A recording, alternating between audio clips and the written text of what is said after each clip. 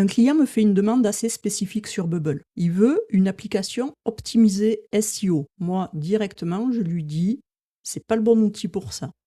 Il me dit, ok, je sais, mais je veux que tu me fasses l'application. Pas de souci, je te fais l'application. Et là, je rencontre un problème. Je devais naviguer sur plusieurs pages en gardant une adresse que j'avais sélectionnée dans la première page. Sauf que optimiser SEO, ça veut dire que dans l'URL, il faut obligatoirement que je passe un slug.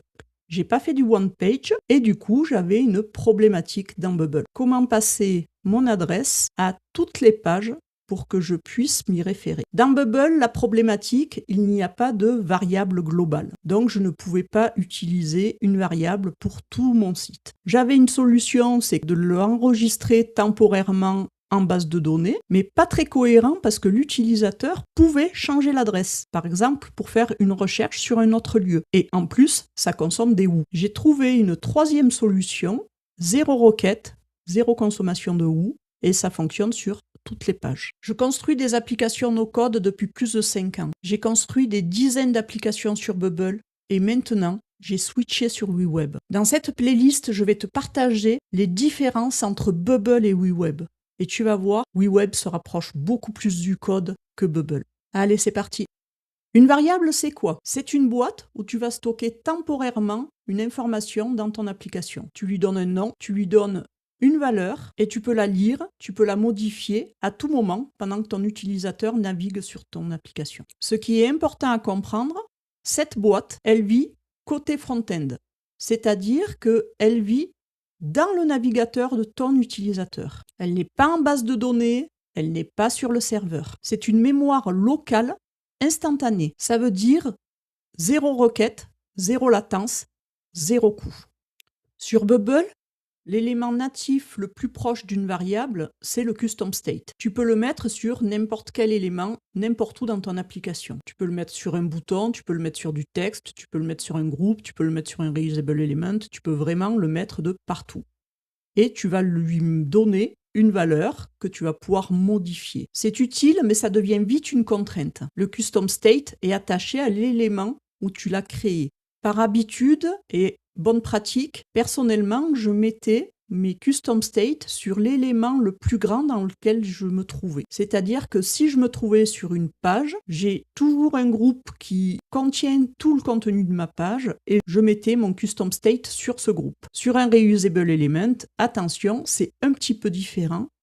Si on veut pouvoir accéder à notre custom state de l'extérieur de notre reusable element, il va falloir obligatoirement le mettre sur le reusable element. Comme ça, on va pouvoir y accéder de l'intérieur du reusable element et de l'extérieur du reusable element. Il existe une autre pratique chez les bubbleuses et les bubbleurs, c'est d'utiliser des groupes pour quelque chose d'unique et de l'appeler var.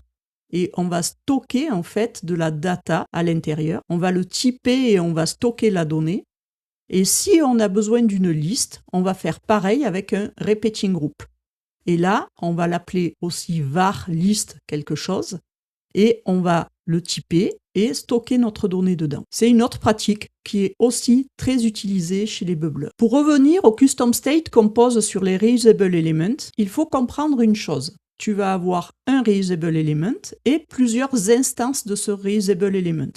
C'est-à-dire de partout où tu vas l'utiliser, le custom state pourra être différent en fonction de la page où tu te trouves ou de l'endroit où tu te trouves dans ton application. Si tu veux modifier du coup sur une page une instance que tu as d'un reusable element, donc un custom state de ce reusable element, tu vas être obligé de passer par une action de workflow pour pouvoir modifier la valeur de ce custom state pour que après, à l'intérieur de ce reusable element, tu puisses faire ce que tu as besoin de faire. Soit utiliser ce custom state pour pouvoir afficher de la donnée spécifique ou utiliser ce custom state pour montrer ou cacher des choses sur ton reusable element. Et du coup, si tu poses plusieurs reusable elements, donc instances de ce reusable element dans une même page, chaque instance aura sa propre valeur de custom state indépendamment. Il va y avoir une notion qui va être importante au niveau des variables. Donc dans Bubble, on vient un petit peu de le voir avec l'histoire des reusable elements. Mais au niveau du développement web en général, quand on parle de variables, il va y avoir une notion qui est très importante. Ça s'appelle le scope d'une variable, ou on peut dire aussi la portée de la variable. Ne vous inquiétez pas, je vais vous expliquer tout de suite ce que c'est. Pour vous expliquer du coup le scope d'une variable, je suis passé par un petit schéma qui sera très parlant et qui sera plus facile à comprendre. Vous allez avoir un scope global, c'est-à-dire accessible dans toute l'application. Là, on dit que c'est la maison, et la maison, elle a score du joueur, c'est notre variable. Du coup, cette variable, elle sera accessible de partout, parce que c'est la plus globale, c'est la plus générale. Elle sera accessible vraiment de partout. Par contre, après, il y a deux pièces, la chambre et le salon. Et du coup, là, il va y avoir des scopes de pages. C'est-à-dire que la chambre, elle va avoir la couleur du mur et le salon, le filtre actif. Et du coup, là, on va avoir le scope de page qui sera accessible uniquement pour la page. C'est-à-dire que la page 2 n'aura pas accès à la couleur du mur, à la variable couleur du mur de cette page-là. C'est vraiment quelque chose de spécifique à la page. Ensuite, on va encore descendre d'un cran et on va avoir des composants. Les composants, ça va être des tiroirs dans chacune des pièces. Par exemple, dans la chambre, il va y avoir le tiroir A qui aura une valeur donc booléenne, puisqu'il y a un point d'interrogation, ouvert, true ou false. Alors ça, c'est une petite particularité, c'est que Bubble, c'est du yes-no. Dans le développement web en général, ça sera toujours true et false. Il n'y aura plus du tout yes-no. C'est très spécifique à Bubble, ça. Donc là, un booléen, ça sera toujours true et false. Du coup, ce composant, il aura sa variable qui sera accessible uniquement dans ce composant. Et la texte saisie, ça sera du coup juste quelque chose de type texte et ça sera accessible dans le composant. Mais comme le composant appartient à la page, donc à la chambre aura accès, si on lui donne l'accès à l'extérieur du composant, à ça et à ça. Mais en aucun cas, la page chambre, la page 1, n'aura accès aux données de tout ce qui se trouve dans cette page 2. Donc il faut vraiment savoir où est-ce qu'on va déclarer des variables et où est-ce qu'on va vouloir les utiliser. Il y a une spécificité qu'on va voir pour WeWeb où on va aussi pouvoir déclarer des variables au niveau de nos workflows. Mais ça va être dans la suite. J'espère que ce schéma vous aura bien fait comprendre le scope d'une variable, c'est-à-dire la portée, l'endroit où elle va pouvoir être accessible. Dans Bubble, du coup, si tu veux utiliser la valeur d'un custom state d'une page pour l'utiliser sur une autre page, concrètement, ce n'est pas possible. D'où la problématique que j'avais sur le projet dont je vous ai parlé au tout début. Pour arriver à nos fins, on doit ruser. Soit on passe la valeur dans l'URL, soit tu la mets en base de données, ou soit tu dois utiliser un plugin. C'est la manière que j'ai fait pour arriver à mes fins sur le projet dont je vous ai parlé. Du coup, ce que j'ai fait, c'est que j'ai pris un plugin qui s'appelle Local Storage, je l'ai stocké dans le Local Storage, et après, j'ai pu l'utiliser n'importe où sur mon application. Et à chaque fois que je changeais cette adresse dans n'importe quelle page de mon application, je la modifiais dans mon local storage. C'est pas évident à utiliser parce que c'est un peu comme pour le JavaScript. On est obligé d'avoir un élément sur notre page pour pouvoir récupérer à chaque chargement de page la valeur que l'on a dans notre local storage. C'est pas du tout pratique. Maintenant, on va voir que WeWeb utilise les variables exactement de la même manière que les développeurs web. Maintenant, on va voir dans WeWeb un peu toutes les variables qui existent, leur scope et les subtilités qu'il peut y avoir. Déjà, pour savoir où on va pouvoir déclarer des variables, il faut aller dans Interface et à gauche de l'éditeur, vous avez plein de petites icônes. Alors, dans cette vidéo, je vais vraiment me focaliser pour les bubbleurs et du coup qui ont l'habitude d'utiliser des interfaces, mais il y aura d'autres vidéos, ne vous inquiétez pas, qui reprendra toutes les interfaces et tout une fois que j'aurai fini cette playlist. Et ça sera des vidéos bien sûr en français, donc ne loupez pas. Là, je vais aller dans variables. Et là, vous voyez que j'ai déclaré 4 variables spécifiques. Une variable globale, donc vraiment, j'ai écrit variable globale, c'est le nom.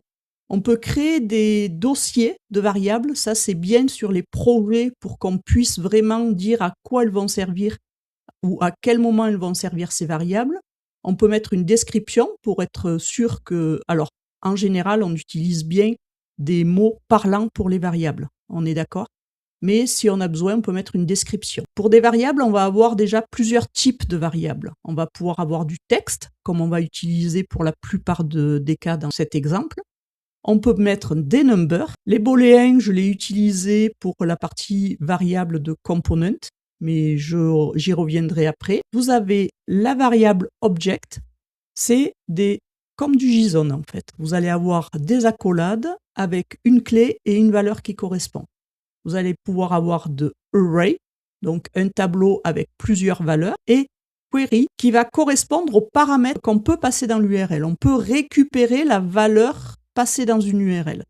Pour le moment, à ce stade, je ne vais pas l'utiliser, mais vous savez que ça peut exister là. Donc, après le type, vous avez les default values. Dans les 2 premières variables qui sont là, dans cette étape, je crée la variable. Et là, en ayant mis une default value, on dit qu'on initialise notre variable. Donc, dans un cas, il n'y a pas avec, c'est parce que je ne l'ai pas initialisé. Dans le deuxième cas, j'ai mis avec parce que j'ai voulu l'initialiser. Ensuite, vous avez 2 autres possibilités là que j'ai détaillées dans 2 variables autres pour vous montrer la différence entre les uns et les autres. Donc, dans la première variable, on va préserver sur la navigation. Donc, j'ai mis yes à ça. C'est-à-dire que c'est une variable dont je vais garder la donnée qu'elle contient pendant ma navigation. Par exemple, c'est ce que j'aurais eu besoin sur mon projet Bubble, ou soit en la mettant en global. Mais c'était surtout ce que j'aurais eu besoin dans Bubble. Ensuite, la deuxième chose qui peut être possible, c'est ce que j'ai mis sur celle-là, c'est stocker dans le local storage. Et vous voyez que pour stocker la donnée d'une variable dans le local storage, on n'a pas besoin de passer par un plugin.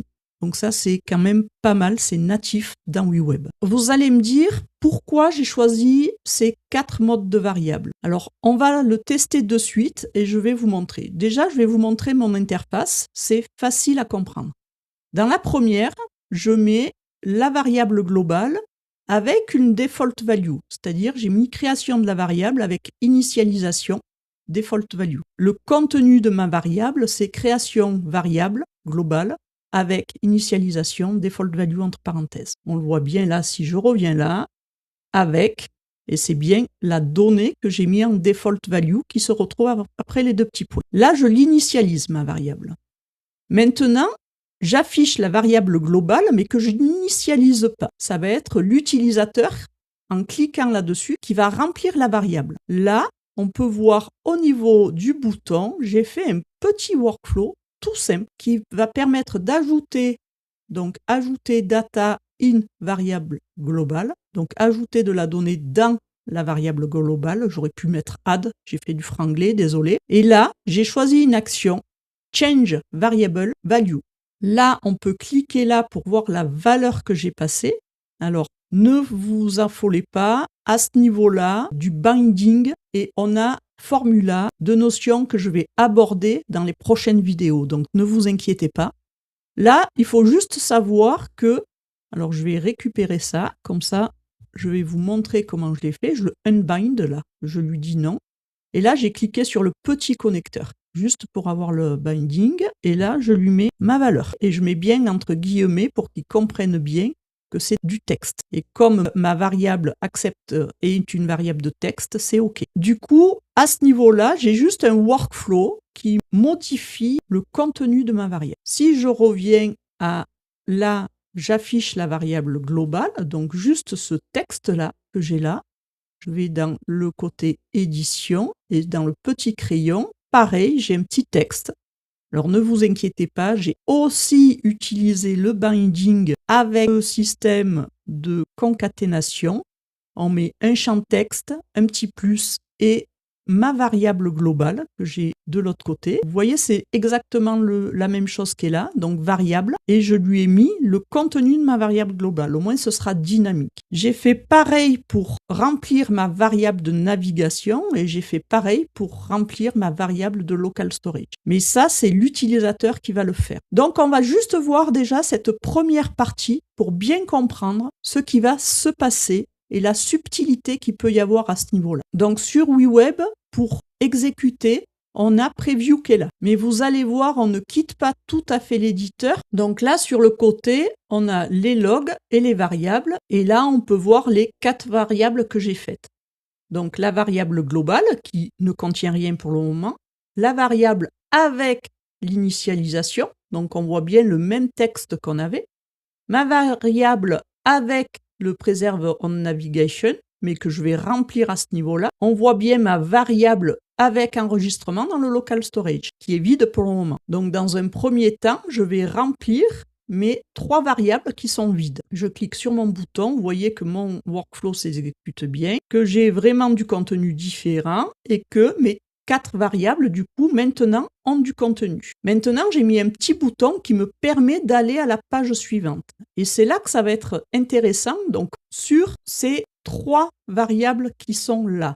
Donc, la variable avec préservation sur la navigation, la variable globale et la variable globale avec initialisation. Et on part sur la page 2. Là, qu'est-ce qui s'est passé? Là, on voit que on a notre variable globale qui n'a pas été initialisée à la base, qui ne contient rien sur notre page 2. Okay. On a aussi notre variable globale qui avait été initialisée par défaut et qui contient ma valeur par défaut qu'elle avait.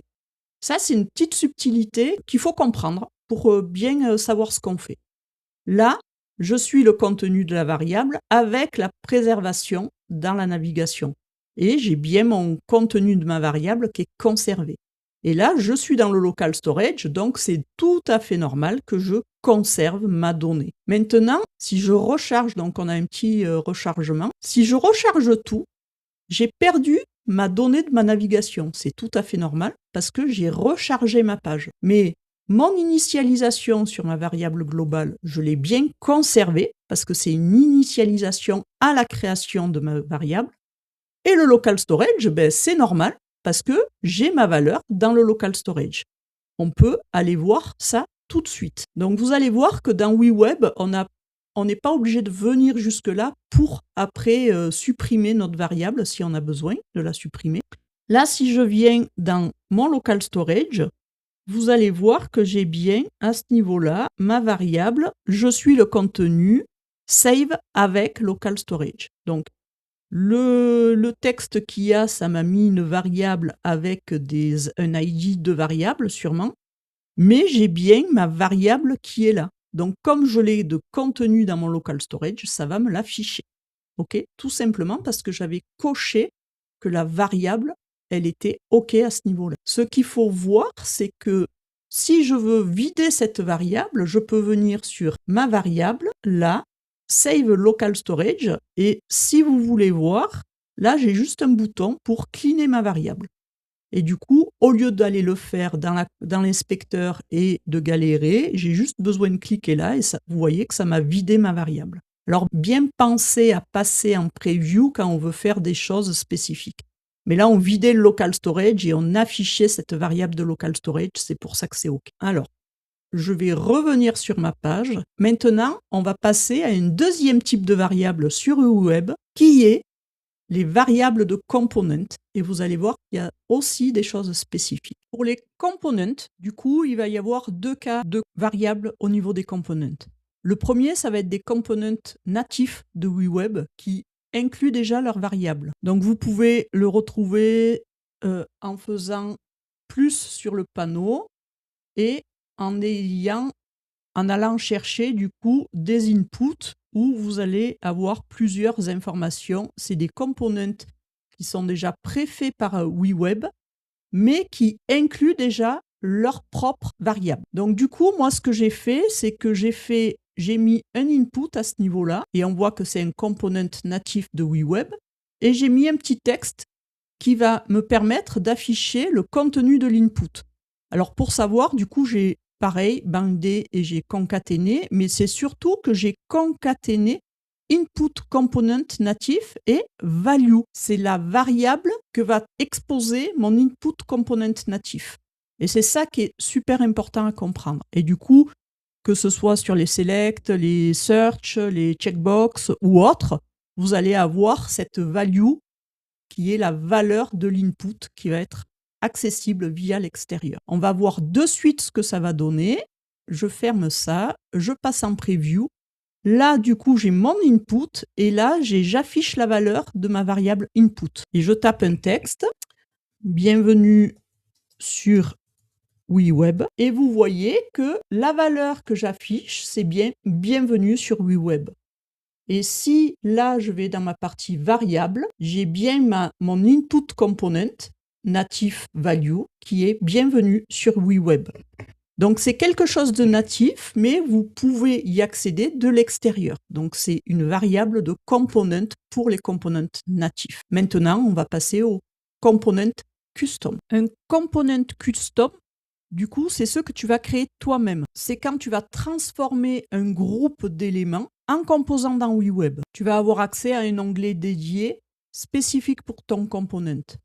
Là, si tu regardes, j'ai mon input component natif que j'avais tout à l'heure. Et là, tu vois que j'ai des components custom. C'est moi qui l'ai appelé comme ça, mais j'ai ce petit symbole et il est vert. Et tu vois que j'ai un qui s'appelle un peu pareil et qui est là. Mais en fait, ces deux éléments, ce sont des instances de mon component custom. Je vais pouvoir accéder à l'intérieur de ce component. Donc, un component, vois-le un petit peu comme un reusable element en Bubble. Sauf que tu vas avoir des variables à l'intérieur et que ces variables, tu vas pouvoir les exposer ou pas. Donc, les fameux custom state que tu aurais pu poser sur ton reusable element. Sauf qu'un custom state, à la racine de ton reusable element, il sera obligatoirement accessible. Dans WeWeb, ta variable, elle va être encapsulée dans ton component et c'est toi qui vas choisir de l'exposer vers l'extérieur ou pas. Donc là, je suis sur un de mes instances de mon custom component et pour y aller, je peux éditer. Donc je vais éditer pour te montrer ce que j'ai fait. Mon component, concrètement, il est composé de pas grand-chose. J'ai une div qui va contenir un autre élément et j'ai un petit texte. Et ce petit texte, alors voilà, mon component, si tu regardes bien, à la racine, j'ai créé une variable component custom. Et sur cette variable, je lui ai dit que c'était un booléen. Alors pour revenir au booléen, je t'ai dit que j'y revenais à ce moment-là. Un booléen sur WeWeb, c'est true et false. Pas comme sur Bubble où c'est yes et no. True et false, ce sont les vraies notions utilisées dans le développement web. Donc du coup, l'abstraction qui descend par rapport à Bubble, on se retrouve avec les vrais termes. Alors là, on a cette option qui va nous permettre de dire si on veut que notre variable soit accessible à l'extérieur de notre component. Si on ne veut pas que ce soit accessible, on décoche. Et là, ça ne sera pas accessible. C'est vraiment ici que tu vas pouvoir dire. J'ai encore au niveau de mon texte bandé pour afficher juste ma variable de mon component. Ok? Alors, mes deux components, les voilà. Je vais revenir, vous voyez, back to instance. Donc, je vais revenir à une de mes instances que j'avais cliqué. Donc, c'était bien celle-là. Et là, j'ai ma deuxième instance. Et la seule chose que je vais faire, c'est quand j'affiche la valeur de ma variable de mon component custom 1, je vais afficher la vraie valeur. C'est-à-dire que là, si on va sur mon texte, que je regarde à ce niveau-là, je vais vraiment afficher la variable de mon custom 1, tandis que dans la deuxième, il y a une petite subtilité que j'ai utilisée, c'est que je vais afficher l'inverse de ma variable. Du coup, pour afficher l'inverse de ma variable, je vais mettre un point d'exclamation. C'est des petites choses que je te montre au fur et à mesure, mais qui vont te servir pour la suite.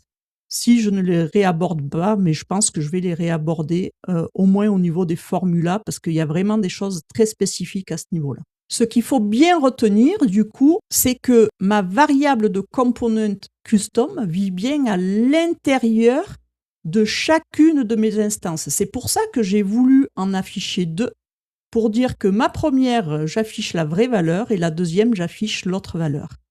Et je l'ai rendu accessible de l'extérieur. Imaginons maintenant si je retourne, donc je clique sur Edit pour retourner dans mon component. Et que là, ma variable, je fais ça. Ben, vous allez voir directement, si j'enregistre, là, je vais avoir undefined. Parce que j'affiche ma variable directement. Undefined, ben, comme elle n'est plus accessible, ça me dit indéfini.